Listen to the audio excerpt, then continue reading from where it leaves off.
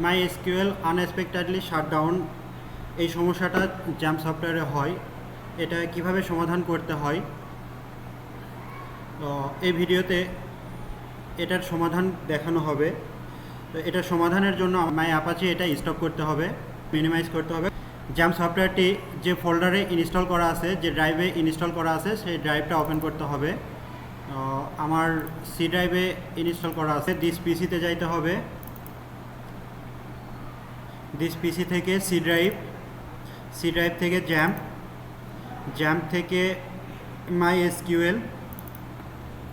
MySQL এর ভিতরে এখানে ডাটাতে এসে এই ডাটাকে আমাদের কপি করতে হবে।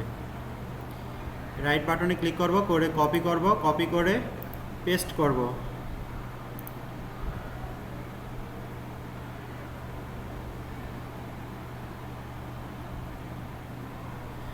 ওকে, পেস্ট করার পরে আমাদের যে ডাটা, এই ডাটাতে ক্লিক করতে হবে।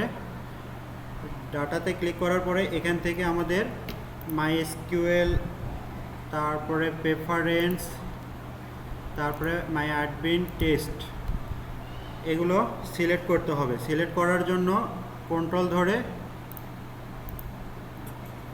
কন্ট্রোল ধরে ক্লিক করতে হবে। কন্ট্রোল ধরে ক্লিক করলে সিলেক্ট হয়ে যাবে। সিলেক্ট করার পরে ডিলিট করতে হবে।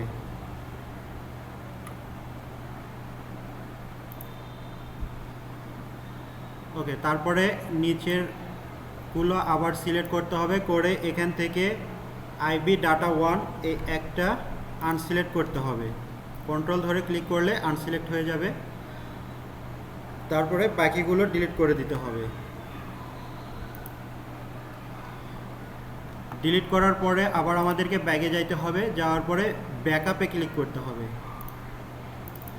ব্যাকআপটা ওপেন করতে হবে। ব্যাকআপটা ওপেন করার পরে এখান থেকে সবগুলো সিলেক্ট করতে হবে। কন্ট্রোল A দিয়ে সিলেক্ট করতে হবে। করার পরে এখান থেকে কন্ট্রোল ধরে IB ডাটা 1 এটা আনসিলেক্ট করতে হবে।